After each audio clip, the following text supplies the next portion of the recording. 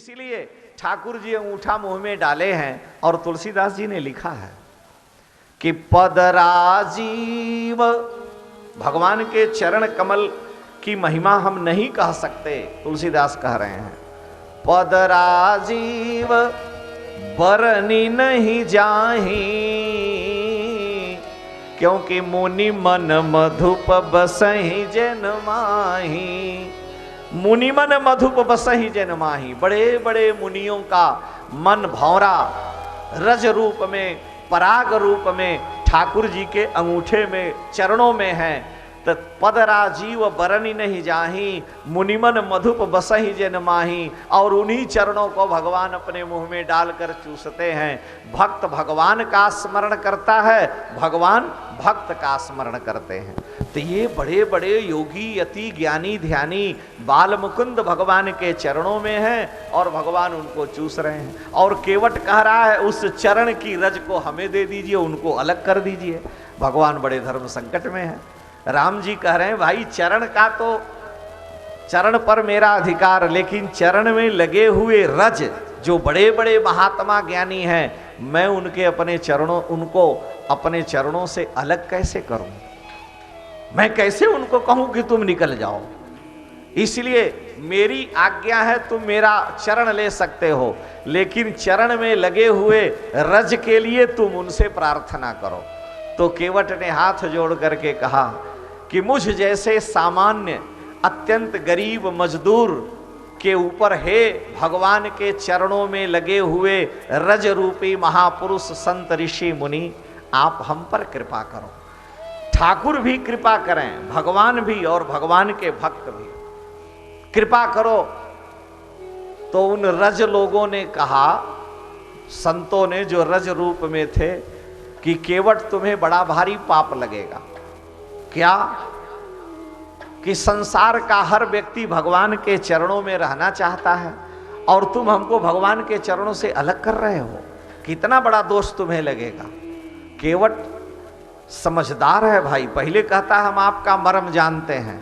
तो केवट कहता है हे महापुरुषों, हे भगवान के चरणों में विराजमान ऋषि मुनि महात्माओं, आप महापुरुष हैं।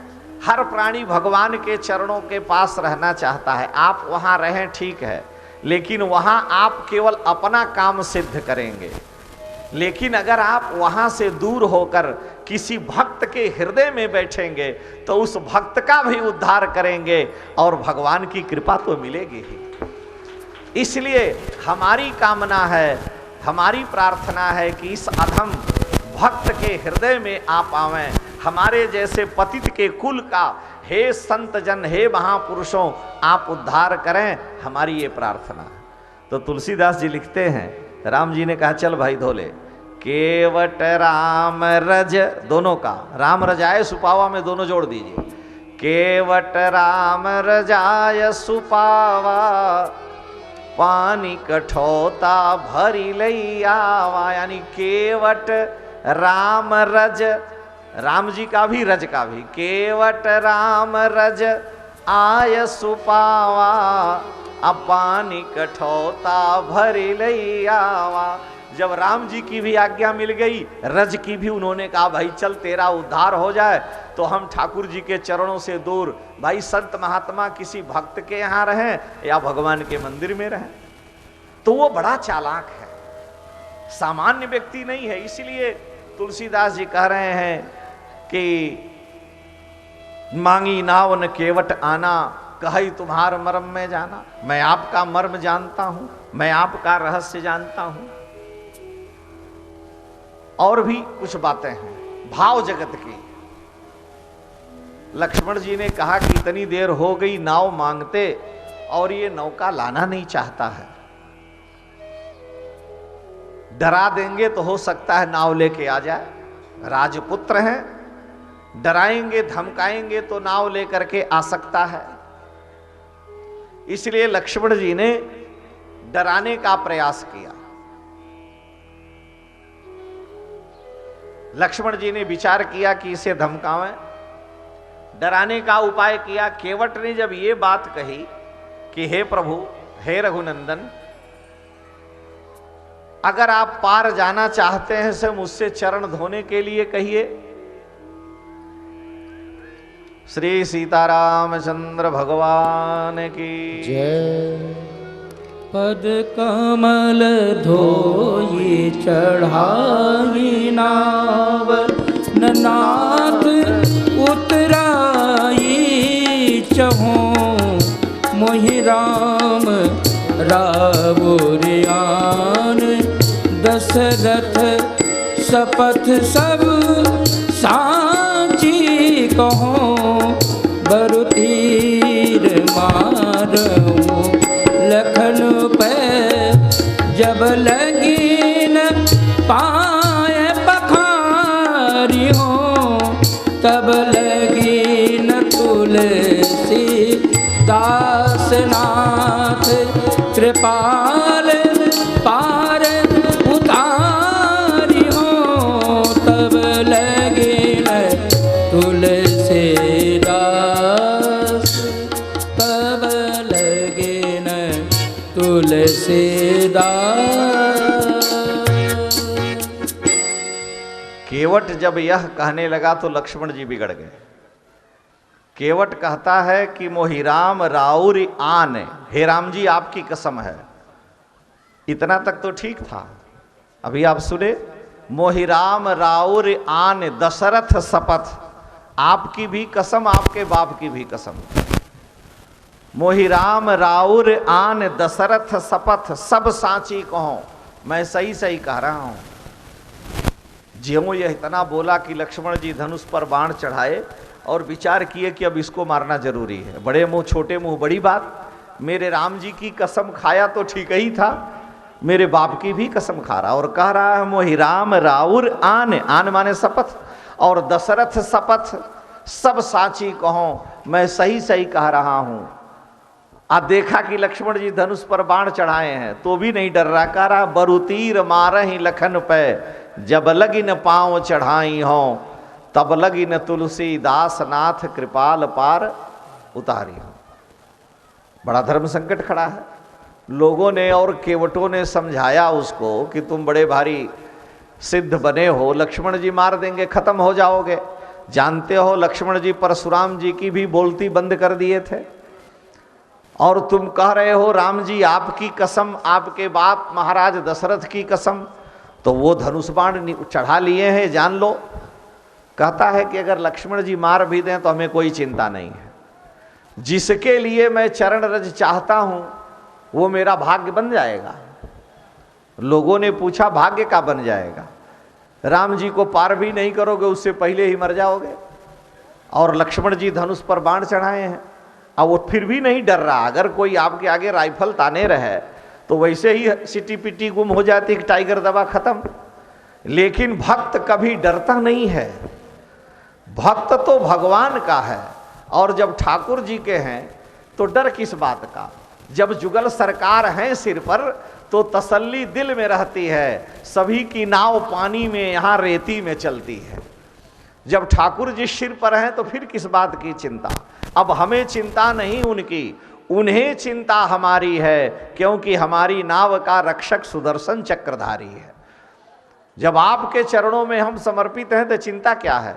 लक्ष्मण जी ने वो कहता है बरु तीर मारहि लखन पे, जब लगिन पांव पखारी हों। जब तक मैं चरण धो नहीं लूंगा तब तक पार नहीं उतारूंगा। राम जी आपकी कसम, आपके बाप महाराज दशरथ की कसम, लक्ष्मण जी धनुष पर बाण चढ़ाएं कोई बात नहीं। लोगों ने कहा कि ये तुम उचित नहीं कर रहे हो, लक्ष्मण जी मार देंगे, खत्म हो जाओगे, लाभ क्या होगा। उसने कहा सबसे बड़ा लाभ तो यही होगा, अगर लक्ष्मण जी मुझे मार दिए, मैं मर गया, तो 302 के मुलजिम कौन बनेंगे? लक्ष्मण जी बनेंगे। बरु तीर मारे हैं, अगर लक्ष्मण जी मार दिए तो 302 का मुकदमा किस पर चलेगा? लक्ष्मण जी पर चलेगा कानून की दृष्टि से। और कोई भी व्यक्ति अगर मरता है, अगर उसका एक्सीडेंट हुआ, कोई मार दिया, मर गया, तो 4 चीजें देखी जाती हैं कानून की दृष्टि से।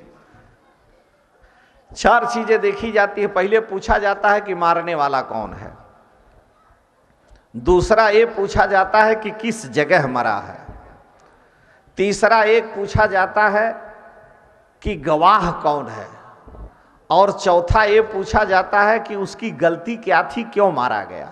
चारे चीजें प्रधान हैं। क्यों मारा गया, किसने मारा, किस जगह पर मरा और गवाह कौन है। तो केवट कह रहा है ये चारों चीजें मेरे लिए बड़ी दिव्य हैं, अगर मर भी जाऊं तो मेरा कल्याण हो जाए। वो क्या कहता है कि मारने वाले कौन हैं। रघुनाथ के प्राणन के प्रिय बंधु सोई मोहि बाण से मारत हैं। रघुनाथ के प्राणन के प्रिय बंधु सोई मोहि बाण से मारत हैं। कहाँ मर रहे हैं। रघुनाथ के प्राणन के प्रिय बंधु सोई मोहि बाण से मारत हैं। मरता हूँ कहाँ शुचि गंग के तीर शरीर ही प्राण सिधारत हैं। गंगा के किनारे मरूंगा। मरता हूँ कहाँ शुचि गंग के तीर शरीर ही प्राण सिधारत हैं। अगर पूछेगा गवाह कौन है तो समूहे किसके सो विनीत सुनो रघुनाथ से नाथ निहारत हैं। गवाह राम जी हैं। समूहे किसके सो विनीत सुनो रघुनाथ से नाथ निहारत हैं। अब पूछा जाएगा कि इसकी गलती क्या थी, तो कहता है कि अपराध यही इस दास का है। अपराध यही इस दास का है, प्रभु के पद पद्म पखारत है। अपराध यही इस दास का है, प्रभु के पद पद्म पखारत है। चारों चीजें कह रहा है। रघुनाथ जी के प्राण प्रिय बंधु लक्ष्मण मार रहे हैं, मारने वाले वे हैं। मरता हूं कहाँ, भगवती गंगा के तट पर। जिस गंगा का नाम लेने से व्यक्ति गंगे गंगे तियो ब्रूयात योजना नाम शतैरपि जन्म कोटि कृतम पापम स्मरणादेव नश्यति, उस भगवती गंगा के पावन तट पर मरूंगा। परीक्षित जी शाप लगा, अन्न जल छोड़ करके महल में नहीं बैठे। परीक्षित जी अन्न जल छोड़ करके गंगा जी के तट पर बैठे कि गंगा जी की गोद में मर गए, उद्धार हो जाएगा। तो कह रहा है मरूंगा कहाँ, गंगा जी के तट पर। गवाह कौन है, जमराज पूछेंगे तो राम जी गवाही देंगे, क्योंकि ये खड़े हैं, इन्हीं के भाई मार रहे हैं। और अगर पूछा जाएगा कि गलती क्या है, तो अपराध यही है कि मैं भगवान का चरण धोना चाहता हूं और ये हमको मार रहे हैं। इसलिए कह रहा है बरु तीर मारहि लखन पे जब लगिन पाए पखारी, बरु लगिन तुलसीदास नाथ कृपाल पार उतारियो। तब लगिन तुलसीदास नाथ कृपाल पार उतारियो। ऐसा हठीला भक्त आज तक राम जी को कभी नहीं मिला है।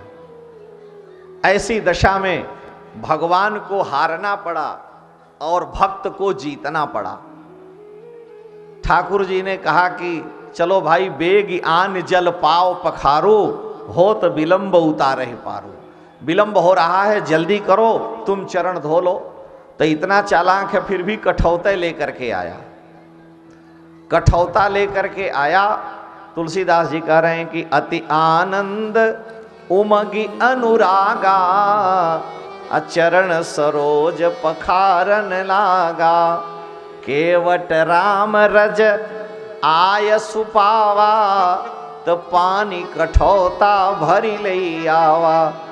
कठौते में लेकर के आया और भगवान का चरण पखार रहा है। नेत्र से प्रेमाश्रु गिर रहे हैं झरझर कि आज मुझसे बड़ा भाग्यशाली कौन है। अति आनंद उमगी अनुरागा, चरण सरोज पखारन लागा। भगवान के चरणों का प्रक्षालन करता है और अंत में चरणामृत ठाकुर जी का लिया है। पद पखार जलपान करी आप सहित परिवार, पितर पार करी प्रभु ही पुनि मुदित गयो लय पार। भगवान का चरणामृत ले करके पद पखारी जलपान करी, अपने पिया उसके बाद अपने सारे पूर्वजों कुल का उद्धार किया। आप सहित परिवार पितर पार करे, अपने पितरों को पार किया, भगवान का चरण मिला है और फिर भगवान को नदी से पार किया है। श्री सीताराम जी को उस पार किया।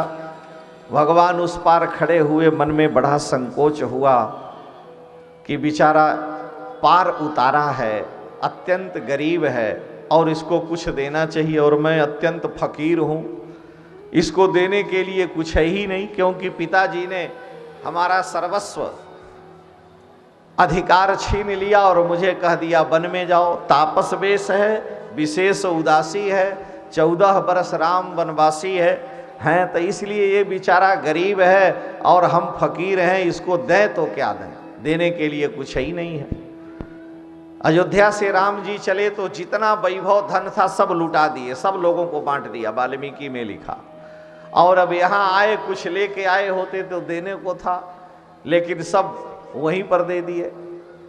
अमीरी की तो ऐसी की कि अपना सब लुटा बैठे, अमीरी की तो ऐसी की कि अपना सब लुटा बैठे, और फकीरी की तो ऐसी की कि उनके घर में जा बैठे।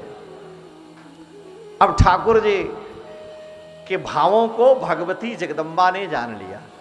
श्री किशोरी जी पति के भाव को जानने वाली हैं। तुलसीदास जी कह रहे हैं कि पिय ही की सिय जान निहारी, मणि मुदरी मन मुदित उतारी। किशोरी जी ने तुरंत मुद्रिका हाथ की उतार करके राम जी के हाथों में दिया और कहा कि प्रभु ये मुद्रिका इसे दे दीजिए, आप संकुचित हो रहे हैं, उतराई इसे आपने कुछ दिया नहीं। भगवान ने केवट को मुद्रिका दिया, केवट ने हाथ बंद कर लिया और चरण पकड़ लिया। कहा प्रभु नाथ आज मैं काह न पावा, मिटे दोष दुख दारिद दावा। आपके चरण के प्राप्ति से, चरण रज से मेरा सारा दोष दुख दारिद्र दूर हो गया। जो भगवान के चरणों की सेवा करेगा, जो ठाकुर जी के चरणों का आश्रय लेगा, उसको दुख दारिद्र कभी हो नहीं सकता है। अगर शुद्ध हृदय से कोई जीव परमात्मा के चरणों की भक्ति करे तो दुख दारिद्र हो ही नहीं सकता है। थोड़ा विलंब होता है लेकिन कल्याण निश्चित है। हालात बदलने में बहुत देर नहीं है, हालात बदलने में बहुत देर नहीं है और कुदरत के उसूलों में उलट फेर नहीं है। आगाज ने अंजाम से हंसकर कहा कि दोस्त मालिक के यहां देर है, अंधेर नहीं है। विलंब हो सकता है लेकिन निर्णय न हो ऐसा नहीं होगा। तो ठाकुर जी पहले सोचते हैं कि थोड़ा देख लें, ये ज्यादा लोभी तो नहीं, और जब सारा हृदय पवित्र उसका है तो भगवान उसे सब कुछ सर्वस्व दे देते हैं। तो केवट को ठाकुर जी ने मुद्रिका दी। उसने कहा प्रभु आज मुझे सब कुछ मिल गया है, अब हमें कुछ नहीं चाहिए। राम जी ने कहा हम तुम्हारे ऋणी हो गए और तुमने मुझे पार किया, उसके बदले में कुछ तो देना चाहिए। तो उसने कहा महाराज यदि आप यह समझते हैं कि मैंने आपको पार किया है और कुछ देना चाहिए, तो वैसे तो हमारी आपकी इस विषय में बराबरी है, हम इस विषय में दोनों बराबर हैं। क्यों बराबर हैं? कि हम हैं तरनि कुल पालन करनहार, आ तुम हो तरनि कुल पालन करैया हो। हम इस गंगा जी को पार करने वाले हैं, आप सूर्य कुल के उद्धारक हो। हम तुम भैया एक कर्म के करैया राम, केवट सो केवट ना ले तो उतरैया हो। भारी भवसागर के सुघर खिवैया आप, हम हो सदैव देव सरी के खिवैया हैं। अगर आप ऋणी मानते हो, अपने को ऋणी समझते हो, तो मेरा ऋण वही चुका देना। मैंने तुमको है पार किया, तुम मुझको पार लगा देना। अगर आप ये समझ रहे हैं कि हम ऋणी हैं तो हम तो अभी पार हो गए, लेकिन जब आपके तट पर हम आवें तो आप इतनी कृपा करना कि मुझ गरीब को भी आप पार लगा देना। भगवान के हृदय में ये केवट की बात सालती है। हम लोगों को अगर ठाकुर जी प्रसन्न हो जाएं, मंदिर में हम लोग जाते हैं, रोज आप जाते हैं, आरती किए, इलायची दाना 2 रुपए का प्रसाद चढ़ाए या 2 रुपये चढ़ा दिए और उसके बाद कहने लगे ओम जय जगदीश हरे, तेरा तुझको अर्पण क्या लागे मेरा। भगवान बड़े प्रसन्न हुए कि बड़ा त्यागी है, देखो 2 रुपया चढ़ाया और कहता है तेरा तुझको अर्पण। अब 2 ही मिनट के बाद बोलने लगता है, लिस्ट खोल दिया, सुख संपत्ति घरे आवे, दुख मिटे तन का, हे प्रभु दुख मिट जाए, सुख आवे, संपत्ति आवे, धन आवे। पहले तो वैराग्य दिखाया कि हे प्रभु तेरा तुझको अर्पण है, और तुरंत दरिद्रता की लिस्ट खोल दिया। 2 रुपए के बदले में कहा हमारी लड़की का विवाह नहीं हो रहा है, वो ठीक हो जाए, लड़के की नौकरी नहीं लग रही, पति बीमार है। मानो मनुष्य कितना स्वार्थी है कि भगवान को जितना दिया नहीं उसका कई गुना वो अपनी लिस्ट से लेना चाहता है। और ठाकुर जी कहते हैं कि मांगने से व्यक्ति का मान गिर जाता है, मान घटे जब ही कछु मांगो। भगवान परम कृपालु हैं, केवट से बड़ा निर्धन दरिद्र कौन हो सकता है, लेकिन भगवान से कुछ नहीं मांगता है। और ठाकुर जी यही चाहते हैं कि जब तुम मेरे हो गए, मुझसे संबंध जोड़ लिए, तो तुमको मांगने की जरूरत ही क्या है। अगर तुमने कहा कि लड़की का विवाह हो जाए, पति ठीक हो जाए, लड़के की नौकरी हो जाए, तो उससे अधिक एक दाना नहीं मिलेगा। और अगर आप कुछ नहीं मांग रहे हैं तो भगवान विचार करते हैं कि इसको क्या दे दें, क्या इसकी आवश्यकता है, कितना दे दें, और जब मांग दिया तो वहीं तक सीमित हो गया। भगवान की यह कामना है कि जीव जो मेरा है वो मंगता मत बने। मोर दास, तुलसीदास जी कह रहे हैं, मोर दास कहाई नर आशा, करई त कहू कहा विश्वासा। जो मेरा दास है, मेरा प्रपन्न है, वो दुनिया के आगे हाथ फैलाता फिरे, इसका मतलब उसे मेरी कृपा का, मेरी करुणा का ज्ञान नहीं है, वो मेरे स्वरूप को नहीं जानता है। दाता एक राम, भिखारी सारी दुनिया है। तो भगवान कहते हैं कि तुम्हें मांगने की जरूरत क्या है, बिन मांगे मोती मिले, मांगे मिले न भीख। वो तो सब जानते हैं। चींटी के पग नूपुर बाजे, चींटी के पग नूपुर बाजे, सो भी साईं सुनता है। तो हमारे आपके मन की बात वो नहीं जानता है। और यदि हमारे आपके मन की बात वो नहीं जानते, बोल के ही मांगना है कि लड़की का विवाह हो जाए, लड़के को नौकरी लग जाए, तो जब वो जानते ही नहीं कि हमारी लड़की का विवाह होना है, लड़के को नौकरी लगनी है, तो उनको 2 रुपया चढ़ाना भी बेकार है। क्योंकि उनको यही नहीं पता है कि हमारी लड़की बीमार है अथवा पति बीमार, हमको क्या चाहिए। और यदि वो जान रहे हैं तो मुंह खोल के मांगने की जरूरत नहीं। अगर वो जानते हैं तो मांगने की जरूरत नहीं, और नहीं जानते हैं तो मांगने पर मिलेगा भी नहीं, और नहीं जो 2 रुपया चढ़ाए हो वो बेकार है। इसलिए ठाकुर जी कहते हैं कि तुम्हारा कर्म है, तुम धर्मानुष्ठान करो, अपने कर्म को करो, मेरे हो करके मेरा स्मरण करो, और तुम्हारा निर्वाह करने का काम मेरा है। जब तुम मेरे हो गए हो, तो जब दुधमुहे बालक के जन्म लेने से पहले मैं उसके भोजन की व्यवस्था कर देता हूं, तो तुम्हारी व्यवस्था नहीं करूंगा। का चिंता, चैतन्य महाप्रभु, का चिंता मम जीवने यदि हरे विश्वंभरो गीयते। भगवान का नाम विश्वंभर है, सारे विश्व का भरण पोषण करते हैं, तो हमें अपने जीवन की चिंता करने की जरूरत नहीं है। का चिंता मम जीवने यदि हरि विश्वंभरो गीयते। अगर भगवान विश्वंभर नहीं होते तो नोचे दर्भक जीवनाय जननी स्तन्यम कथम निश्चरेत। अगर भगवान विश्वंभर नहीं होते तो बालक के जन्म लेने से पहले मां के छाती में दूध की व्यवस्था कैसे करते। अर्भक माने बालक, अर्भक जीवनाय जननी स्तन्यम कथम निस्सरे।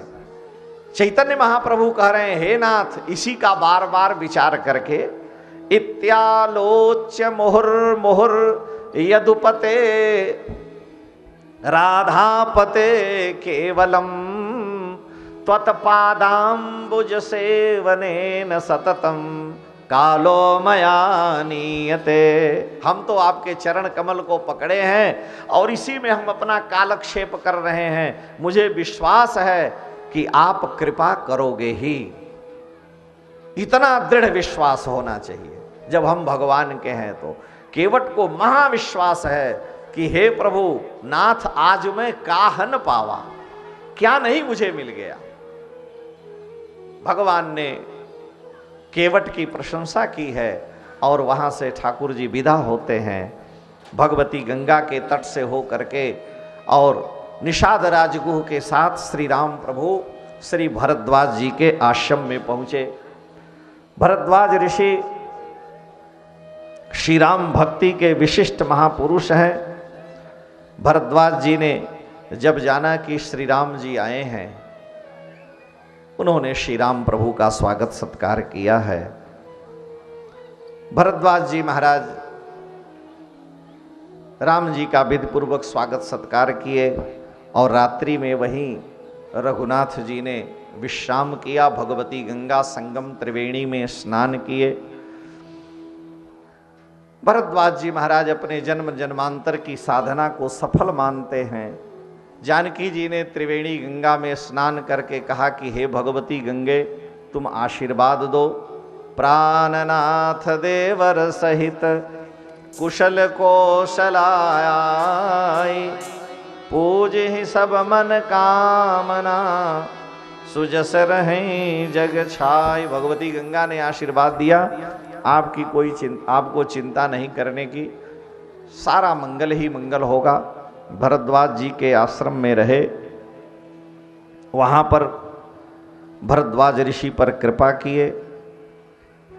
उनसे विदा लेकर के उनके शिष्यों के साथ भगवती यमुना को पार करके वाल्मीकि महर्षि के आश्रम में श्री राम जी पहुँचे। निषाद राजगुह को विदा कर दिया है। श्री राम प्रभु महर्षि वाल्मीकि के आश्रम में गए, वाल्मीकि जी से मिले, उनके चरणों में प्रणाम किया, वंदन किया। राम जी ने वाल्मीकि जी से कहा कि महाराज, आप इस चित्रकूट क्षेत्र में रहते हैं, मैं आपके चरणों में वंदन करता हूँ। पिता की आज्ञा से हम वन में आए हैं। ये मेरी प्रिया भगवती सीता और ये अनुज लक्ष्मण हैं। हम जानना चाहते हैं कि इस वन में हम कहाँ निवास करें, आप हमें बताएं। हम कहाँ निवास करें, कहाँ रहें। वाल्मीकि जी ने राम जी से कहा, बड़ी विचित्र बात है, आप हमसे पूछ रहे हो कि मैं कहाँ रहूं, लेकिन हे रघुनंदन, हे श्री राम, पहले आप हमें बताइए कि आप कहाँ नहीं हैं, तो मैं बतलाऊं कि आप वहाँ रहो।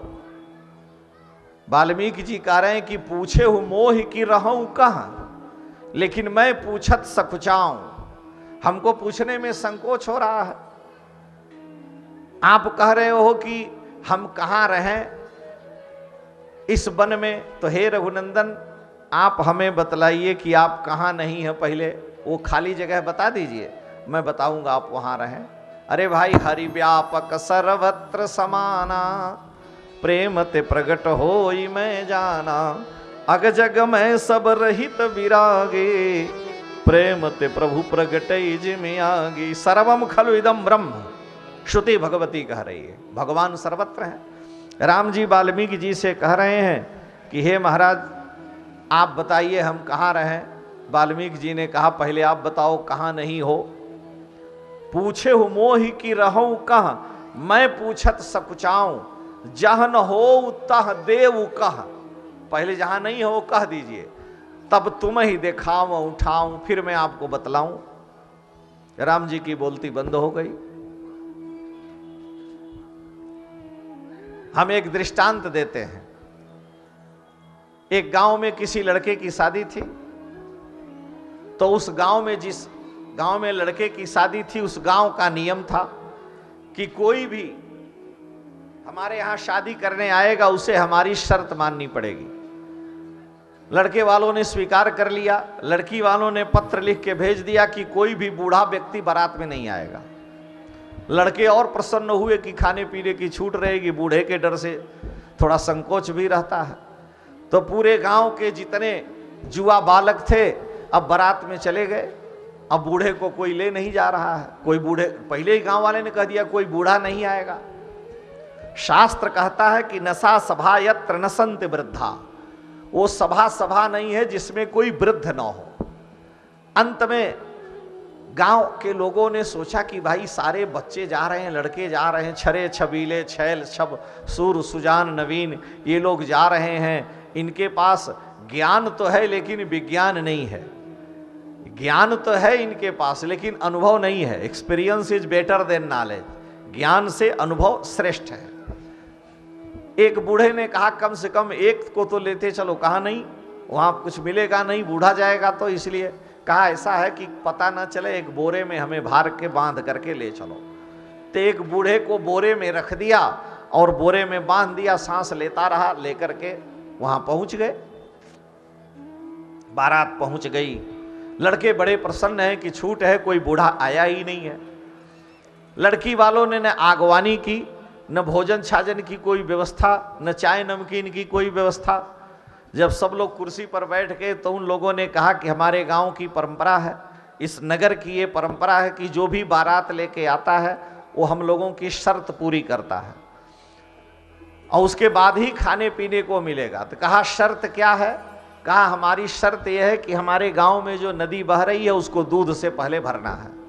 तो नदी को दूध से भरिए, फिर आप लोगों का स्वागत सत्कार होगा, भोजन छाजन कराया जाएगा। अब सब एक दूसरे का मुंह देखने लगे कि नदी को दूध से कैसे भरें, ये तो बड़ा धर्म संकट खड़ा है। एक दूसरे से पूछने लगे। अब महाराज आधा घंटा हो गया, सब थक गए, किसी का मस्तिष्क काम नहीं किया। क्यों? उन्होंने कहा कि नदी को दूध से भरना है। अब बोरे में पड़ा हुआ वो बूढ़ा हिल रहा है कि हमसे कोई पूछ ही नहीं रहा है, उलट पलट रहा है।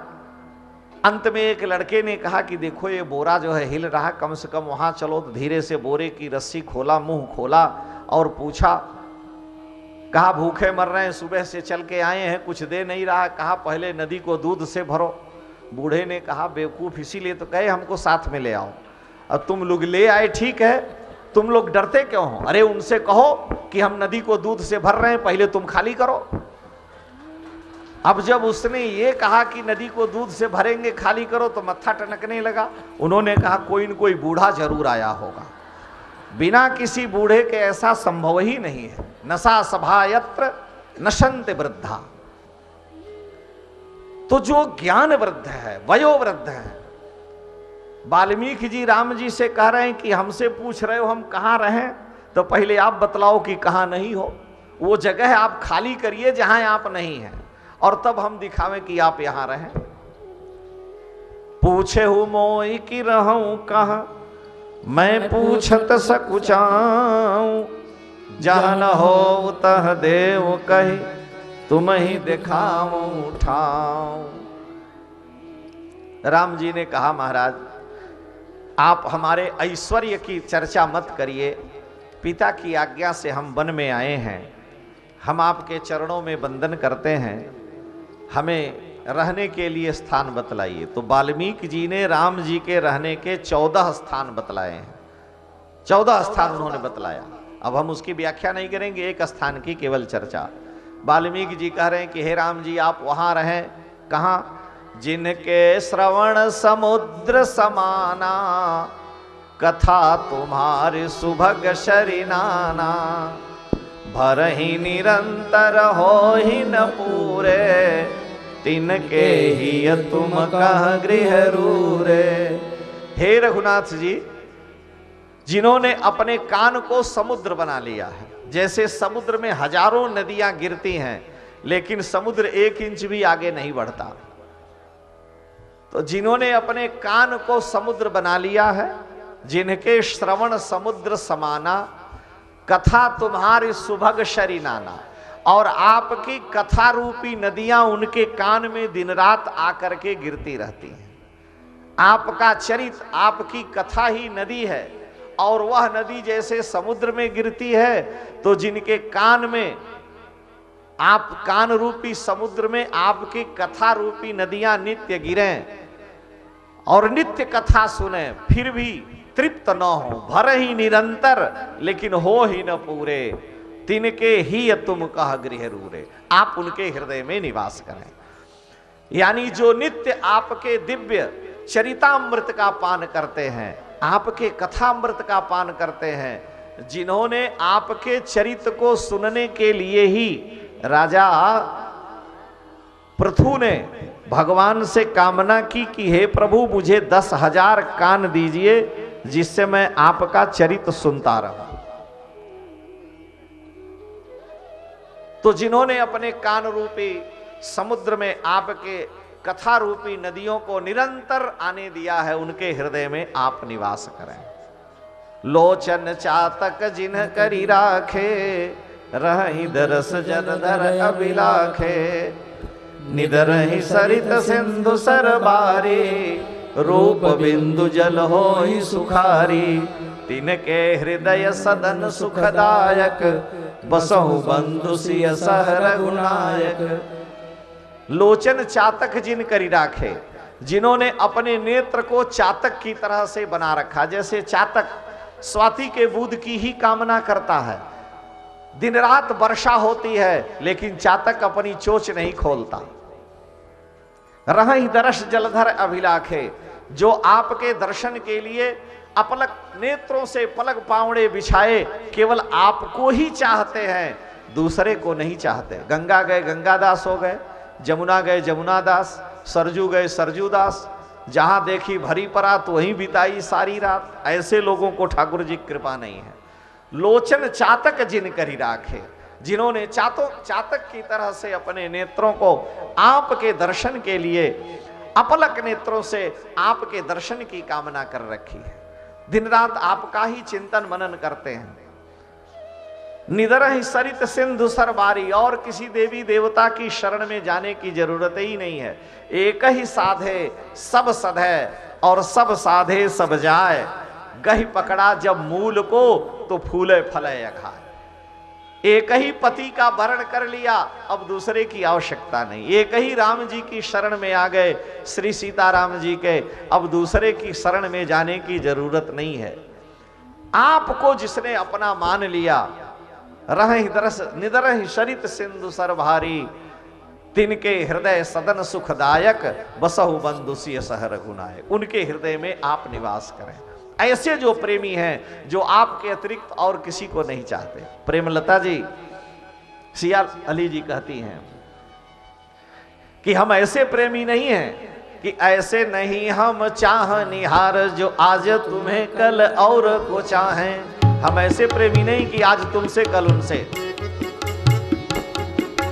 ऐसे नहीं हम चाहनिहार, जो आज तुम्हें कल और को चाहें। अरे फेंक दो आंखें निकाल दो, अरे दूसरी ओर करें जो निगाहें। फेंक दो आंखें निकाल दो, यदि दूसरी ओर करे जो निगाहें। लाख मिले तुमसे बढ़ के, बहुत अच्छे अच्छे मिले कोई बात नहीं, लाख मिले तुमसे बढ़ के, तुम ही को चाहे तुम ही को सराहें। और प्राण रहे जब लो तन में, तब लो हम नेह के नाते निभाएं।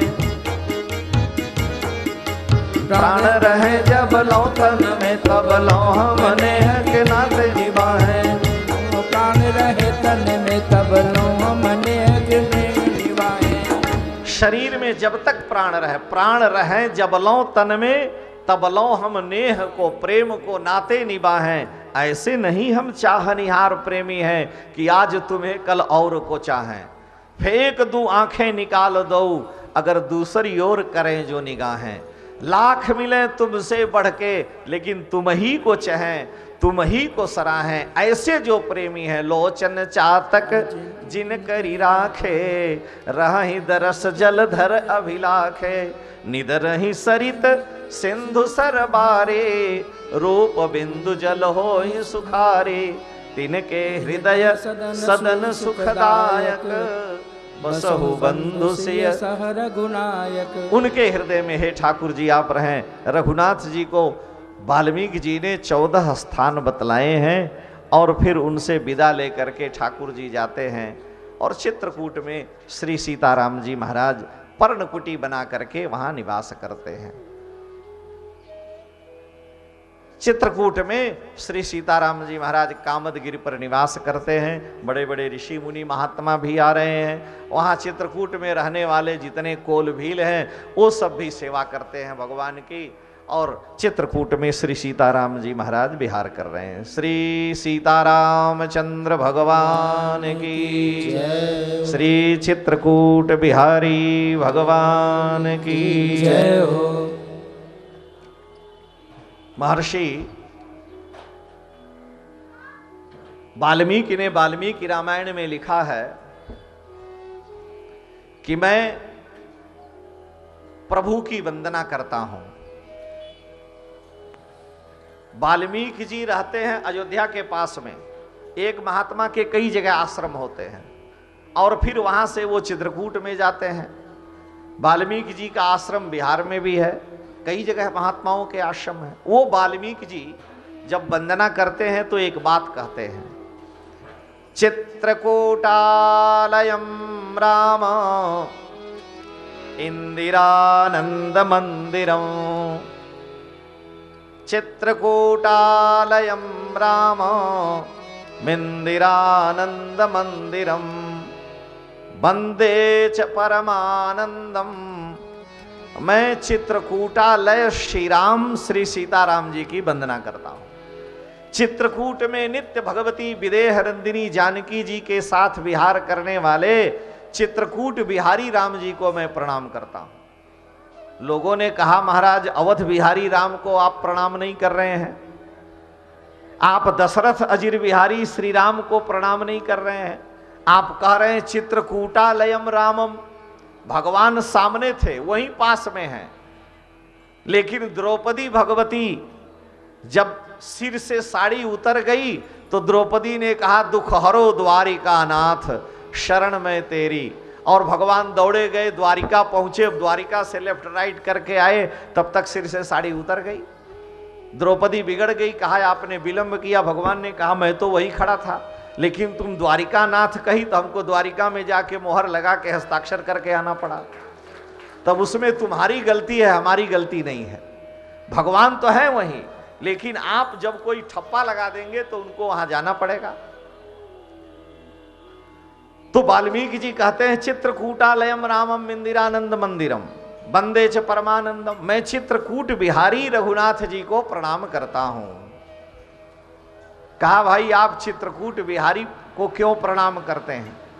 अवध बिहारी को प्रणाम करिए, दशरथ अजिर बिहारी को आप कह रहे हैं चित्रकूटालयम रामम। वाल्मीकि जी ने कहा कि चित्रकूट में श्री राम जी सबके लिए सुलभ हैं।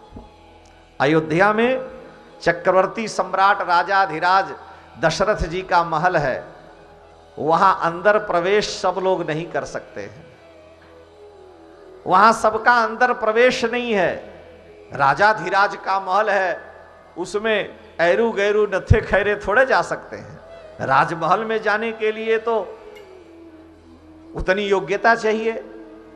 लेकिन चित्रकूट में ठाकुर जी सुलभ हैं और किरातों की मंगलमयी वाणी सुनते हैं, वहां इतने सुलभ हैं।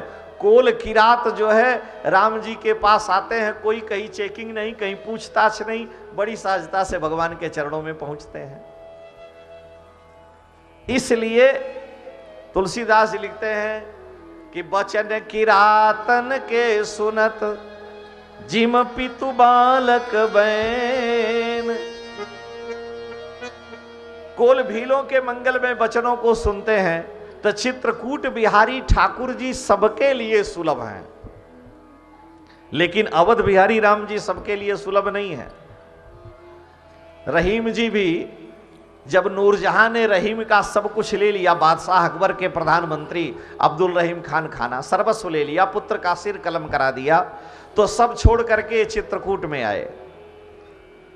चित्रकूट के कामदगिरी की परिक्रमा में रहते हैं, पत्ता बीन करके लाते हैं और पत्ता बीन करके भड़भूजे के भाड़ में झोंकते हैं तो वो बेचारा 2 मुट्ठी चना दे देता है, उसी से जीवन का निर्वाह करते हैं। जो बादशाह के प्रधानमंत्री थे, रीवा नरेश उनके परिचित थे। एक बार रीवा नरेश चित्रकूट में भगवान कामदगिरी की परिक्रमा करने गए तो बड़ी देर तक देखे, पहचान गए कि ये तो लगता है बादशाह अकबर के समय के प्रधानमंत्री रहीम साहब हैं। तो अब्दुल रहीम खान खाना से उन्होंने कहा कि आप यहां? नूरजहां से नहीं पटी बादशाह अकबर के बाद।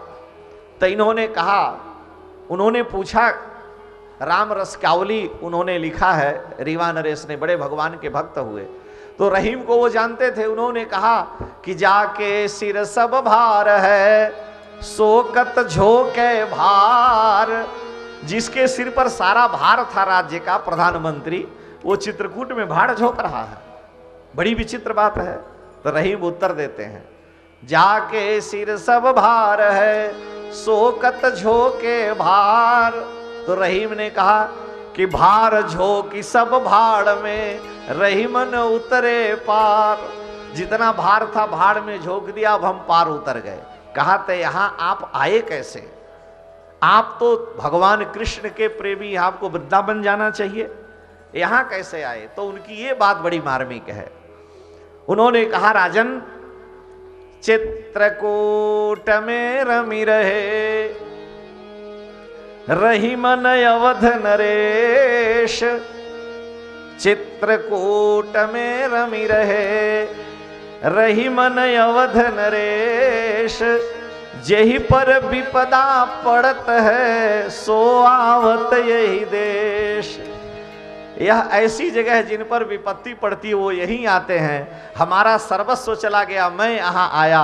श्री राम जी का सर्वस्व चला गया, इसलिए राम जी यहाँ आए हैं और यहाँ सबके लिए ठाकुर सुलभ हैं। सानुज सीय समेत प्रभु, राजत परन कुटीर।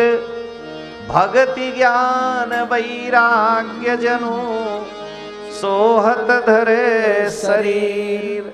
भगवान सुखपूर्वक वहां रह रहे हैं। इधर सुमंत जी आए, महाराज दशरथ को समाचार दिया। प्रतीक्षा में थे दशरथ जी कि सुमंत जी आएंगे, राम जी को हो सकता है लौटा के ले आवें। लेकिन जब यह पता चला कि नहीं लौट करके आए, सुमंत जी ने सब बतलाया। दशरथ जी महाराज ने अपने भौतिक शरीर का त्याग कर दिया। छठे दिन यह समाचार मिला और 6 बार राम जी का दर्शन नहीं हुआ तो 6 बार ही राम राम कह के प्राण त्यागे। राम राम कही राम कही, राम राम कही राम। तन परिहरि रघुबर बिरह, राव गयो सुसुख धाम। श्री चक्रवर्ती जी महाराज की जय। माताएं विलाप करने लगी। गुरु वशिष्ठ को बुलाया गया। महाराज दशरथ के शरीर को नौका में तेल भर करके उसमें रखा गया। सारी अयोध्या अनाथ है। भरत जी को लेने के लिए वशिष्ठ जी की आज्ञा से दूत गए। भरत जी महाराज कई दिनों से बुरे स्वप्न देख रहे हैं, दिन पति देखें रात को सपने। भरत जी महाराज को अयोध्या से आए हुए दूतों ने समाचार दिया कि आपके गुरुदेव ने आपको बुलाया है और अति शीघ्र आपको चलना है। भरत जी ने कहा, अयोध्या क्या क्या समाचार है? उन्होंने कहा, सब समाचार आपको वहीं चलने पर पता चल जाएगा। अब उनके मन में धर्म संकट। भरत जी तुरंत तैयार हो गए, घोड़े पर सवार होकर दोनों भाई दूतों के साथ चल दिए। उनके नाना ने भारी मात्रा में दहेज दिया, कहा अभी यहीं रहने दीजिए, अब बाद में ले जाएंगे। ये सब लिखा है रामायण में। भरत जी सीधे अयोध्या आए। अयोध्या को अनाथ देखा है। कम रामायण में बड़े विस्तार से इस विषय में चर्चा आई है। ज्यों ही अयोध्या की सीमा में भरत जी प्रवेश करते हैं तो वहां वर्णन है कि उनके कुल के जितने भी पूर्वज राजा महाराजा हो गए हैं, अयोध्या की सीमा में प्रवेश करने पर दोनों दिशाओं में छोटे छोटे मंदिर बने हैं और सबकी उसमें मूर्तियां रखी हुई हैं। भरत जी जब अयोध्या में प्रवेश करते हैं तो देखे मेरे पिताजी की भी मूर्ति यहाँ है, पिताजी का भी विग्रह है, उन्हें लग गया कि कोई न कोई अयोध्या में अनर्थ हुआ है, नहीं तो ये मेरे पिता का शरीर यहाँ कैसे हो सकता था। उनका श्री विग्रह, उनकी मूर्ति वहाँ थी। भरत जी महाराज अयोध्या में आए। अयोध्या अनाथ है। सीधे अपनी माता कैकेयी के महल में गए, क्योंकि वो जानते हैं कैकेयी मेरे भैया श्री राम को अधिक प्रिय हैं। मेरी माँ राम जी को बहुत अधिक चाहती है, इसलिए राम जी कैकेयी के ही महल में रहते हैं। और चक्रवर्ती दशरथ जी राम जी के प्रेम में जहाँ राम रहेंगे वहीं दशरथ जी रहेंगे, इसलिए कैकेयी के ही महल में रहते हैं। तो भरत जी महाराज गए, माँ के चरणों में प्रणाम किया। कैकेयी तुरंत उठकर खड़ी हुई, पूछा है कि भैया श्री राम कहाँ हैं, पिताजी कहाँ हैं? कहतात कहाँ सब माता, पिताजी कहाँ हैं? कैकेयी ने सारी बात बतलाई कि हे पुत्र, मैंने ऐसा ऐसा किया था, लेकिन विधि सब संवरी बात बिगाड़ी, विधाता ने बिगाड़ दिया, तुम्हारे पिता का शरीर छूट गया। यह सुनते ही भरत जी मूर्छित हो गए, विलाप करने लगे। लेकिन पिताजी को कौन सी व्याधि थी, कौन सा रोग था, तुम ये बतलाओ। कैकेयी ने सारी बात बतलाई कि किस प्रकार से मैंने तुम्हारे लिए अयोध्या का राज्य और श्री राम को 14 वर्ष का वनवास मांगा। भरत जी यह सुन करके व्याकुल हो गए, भूमि पर गिरकर विलाप करने लगे, फूट फूट कर रोने लगे कि मैं ही सारे अनर्थ का मूल हूं। अत्यंत खिन्न है।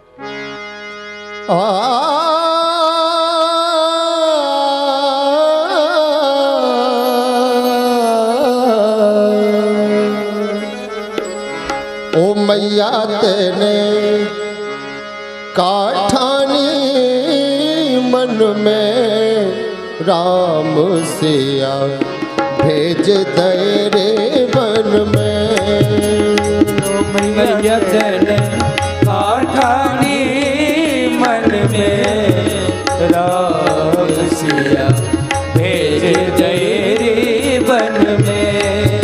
हठीली तेने काठानी मन में राम सिया भेज दे रे वन में। हठीली तेने काठानी मन में राम सिया भेज दे रे वन में।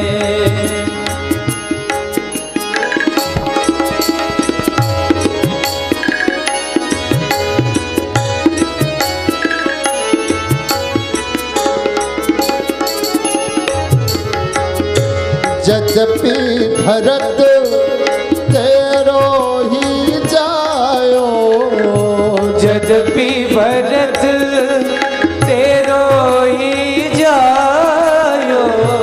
तेरी करनी देख ल जायो, तेरी करनी देख ल जायो।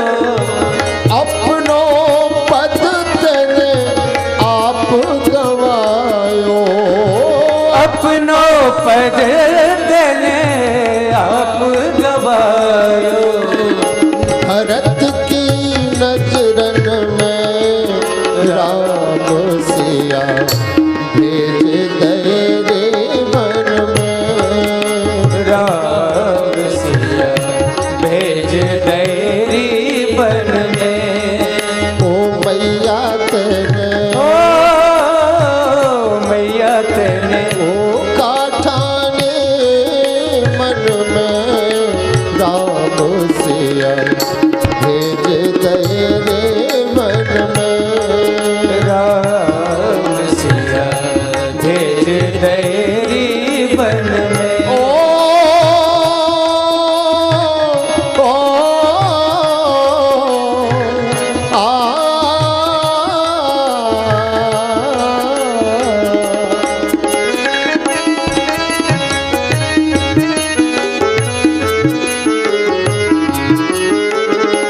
महल छोड़ वहाँ नहीं रे मड़ैया, महल छोड़ वहाँ नहीं रे मड़ैया। कुमारी संग दो भैया सिया सुकुमारी संग दो भैया काहू वृक्ष तर भीजत होंगे काहू वृक्ष तर भीजत होंगे तीनों महल में राम सिया तेज दयरी बन में राम सिया भेज दयरी बन में ओ मैया काठानी मन में राम सिया भेज दयरी बन में राम सिया भेज दयरी बन में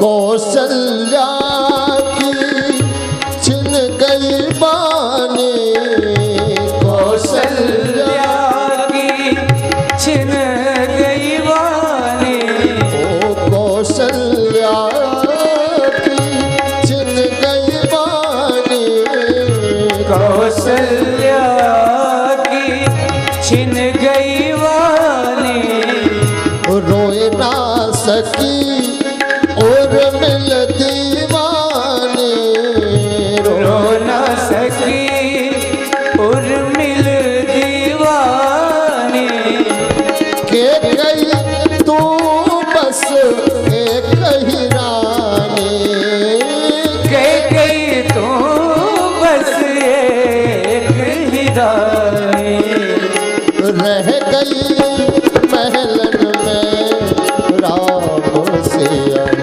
भेज तेरे मन में राम सिया भेज दयरी बन में ओ मैया तेरे ओ हचीले तेरे काठाने मन में राम सिया भेज तेरे मन में ओ राम सिया भेज दयरी बन में राम सिया भेज तेरे मन में राम सिया भेज दयरी बन में हंस बंस दशरथ जनक राम लखन से भाई जननी तो जननी भई विधिसन कछु न बसाई। श्री भरत जी महाराज अत्यंत खिन्न हैं, विलाप करते हैं और अपनी माँ को कोसते हैं कि अरे पापिनी, यदि तेरे मन में ऐसा ही भाव था तो जन्मत काहे न मारे मोही, जन्म लेते समय ही तुझे हमें मार देना चाहिए। तुम वृक्ष को काट करके पेड़ काटते पालो सींचा, मछली को तुम जल से अलग करके उसे जीवित रखना चाहती हो। वास्तव में तेरी मां जैसी थी वह संस्कार तेरे में आया है। जननी तू जननी भई विधिसन कछु न बसाए।